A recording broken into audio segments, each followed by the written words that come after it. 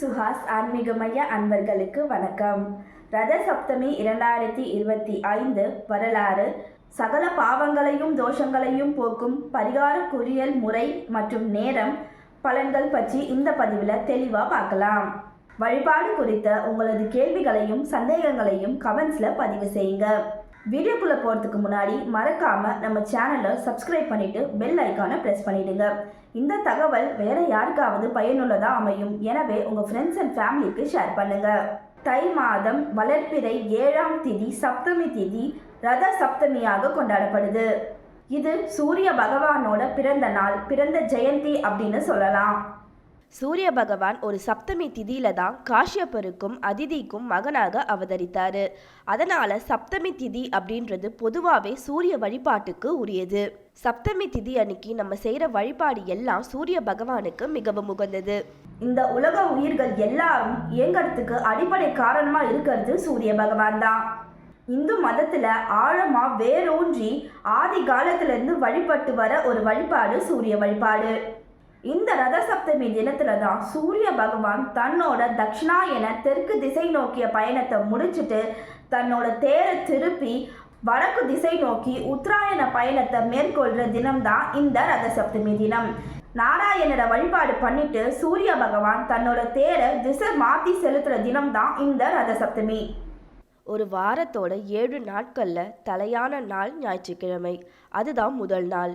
கிழமை அப்படின்னா உரிமை. ஞாயிற்றுக்கிழமை என்றால் சூரிய பகவானுக்கு உரிய நாள். சூரிய பகவான் 7 குதிரைகள் பூட்டிய 12 சக்கரங்கள் கொன்ற ரதத்துல சஞ்சாரம் செய்வதா ஐதீகம். 7 குதிரைகள் ஒரு வாரத்தோட 7 நாட்களை குறிக்குது. அவரோட ரதத்தோட 12 சக்கரங்கள் 12 ராசிகளை குறிக்குது அப்படின்னு ஞானிகள் சொல்றாங்க. ரத சப்தமி தோன்றியதற்கு மகாபாரதத்திலிருந்து ஒரு வரலாறு சொல்லப்பட்டிருக்கு. மகாபாரதத்துல ஒரு வலிமை வாய்ந்த நாயகர் பீஷ்மர். விதிவசத்தால கௌரவர்களோட அணியில போர் புரிய நேர்ந்தது.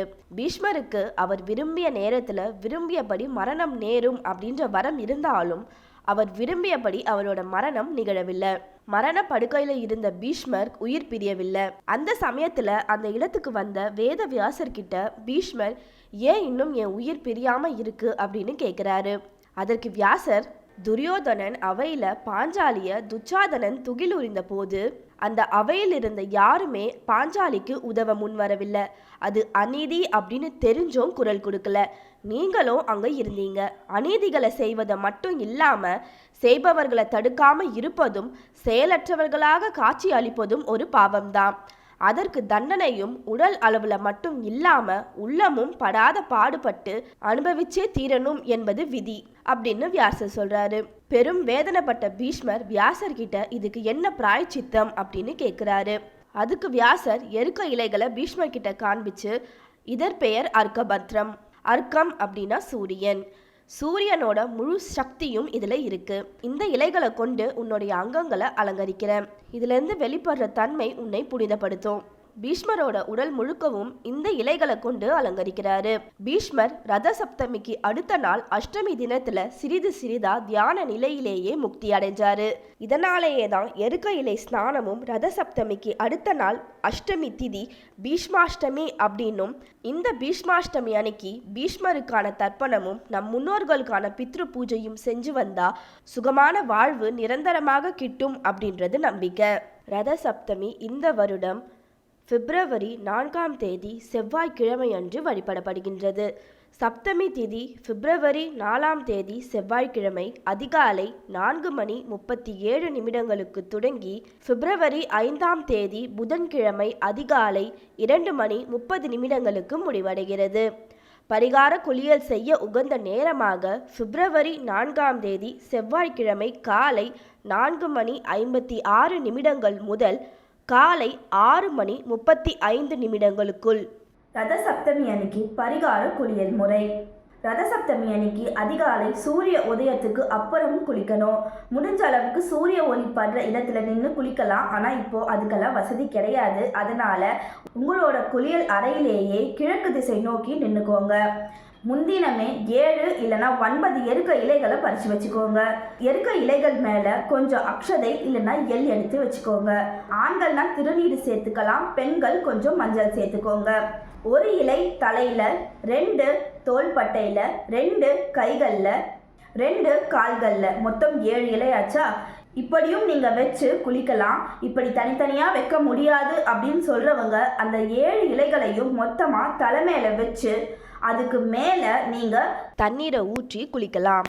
இப்படி செய்யறதால ஒரு மின்சாரம் எப்படி ஒரு காந்தம் வழியா பாயுதோ அதே போல சூரிய கதிர்கள் இந்த இலைகள் வழியே பாஞ்சு நம்ம உடலுக்குள்ள இருக்க உடல் உபாதைகள் கழிவுகள் எல்லாத்தையும் வெளியே தள்ளிடும் அப்படின்றது ஐதீகம். குளிச்சு முடிச்சுட்டு வந்து பூஜை அறையை சுத்தம் பண்ணிட்டு சூரிய ஒளி படுற இடத்துல வழிபடலாம். அப்படி சூரிய ஒளி படுற இடம்லாம் இப்போ கிடையாது அப்படின்னு சொல்றவங்க உங்க பூஜை அறையிலேயே செம்மண்ல ரதம் கோலம் வரைஞ்சுக்கோங்க. நடுவுல சூரியன் சந்திரன் வரைஞ்சுக்கோங்க. வரைஞ்சிட்டு வாசனை மலர்கள் எல்லாம் சாற்றுங்க. சிகப்பு மலர்கள் சூரியனுக்கு உகந்தது, அதையும் நீங்க சாற்றலாம். அடுத்து சின்ன சின்ன கிண்ணங்கள்ல கொஞ்சம் வெல்லம், பச்சரிசி, கொஞ்சம் பருப்பு வச்சு வழிபடுங்க. இதெல்லாம் வச்சுட்டு நெய்வேத்தியமா சர்க்கரை பொங்கல், மெதுவடை, கோதுமை சூரியனுக்கு உகந்தது, அதனால கோதுமையில கூட நீங்க நெய்வேத்தியம் செஞ்சு வைக்கலாம். நெய்வேத்தியமெல்லாம் வச்சுட்டு விளக்கேற்றி உங்களுக்கு தெரிஞ்ச சூரியனோட மந்திரங்களை படிக்கலாம். தெரியாதவங்க இந்த சூரிய பகவானோட காயத்ரி மந்திரத்தை சொல்லி வழிபாடு பண்ணலாம். சூரிய காயத்ரி மந்திரம்: ஓம் அஸ்வத்வஜாய வித்மஹே பாசஹஸ்தாய தீமஹி தன்னோ சூரிய பிரசோதயாத்.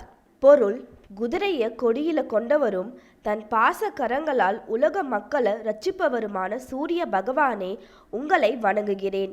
எனக்கு நல்லாசி தந்து அருள் புரிய உங்கள் பாதம் பணிகிறேன். இந்த மந்திரமெல்லாம் சொல்லி வழிபாடு பண்ணிட்டு வாழைப்பழம் வெற்றிலைப்பாக்கு சமர்ப்பிச்சு தீப தூப ஆராதனை பண்ணி உங்க பூஜையை நிறைவு செஞ்சுக்கோங்க. வீட்டில் வழிபாடெல்லாம் முடிச்சுட்டு மாலையில் கோவிலுக்கு போய் 2 விளக்கு ஏற்றி வச்சு வழிபாடு பண்ணிட்டு வாங்க. ரத சப்தமி அன்னைக்கு குறிப்பாக தான தர்மங்கள் செய்வது மிகவும் சிறப்பு. திருப்பதி திருமலையில் ரத சப்தமி ஒரு நாள் பிரம்மோற்சவமாக கொண்டாடப்படும். அன்னைக்கு சுவாமி ஸ்ரீதேவி பூதேவியோட ஒரே நாளில் 7 வாகனங்களில் 4 மாட வீதிகளில் உலா வருவார். இதுக்கு சிறிய பிரம்மோற்சவம் அப்படின்னு பெயருண்டு. பலன்கள்: தீராத நோய்கள் தீரும். பல காலமாக சிலர் தீராத வலியில் அவதிப்பட்டு வருவீங்க. அந்த வலிகள் எல்லாம் தீரும். வீட்டில் வறுமை ஒழிந்து செல்வ வளம் பெருகும். எனவே இத்தனை சிறப்புகள் வாய்ந்த ரதசப்தமி தினத்தன்னைக்கு நம்மளும் வழிபாடெல்லாம் பண்ணி சூரிய பகவானுடைய அருளையும் நாராயணருடைய பரிபூர்ண கருணையும் பெறுவோம். சர்வம் சிவார்ப்பணம், சர்வம் கிருஷ்ணார்ப்பணம். உங்கள் பொன்னான நேரத்தை சுஹாஸ் ஆன்மீக மையம் யூடியூப் சேனலில் செலவிட்டதற்கு நன்றி.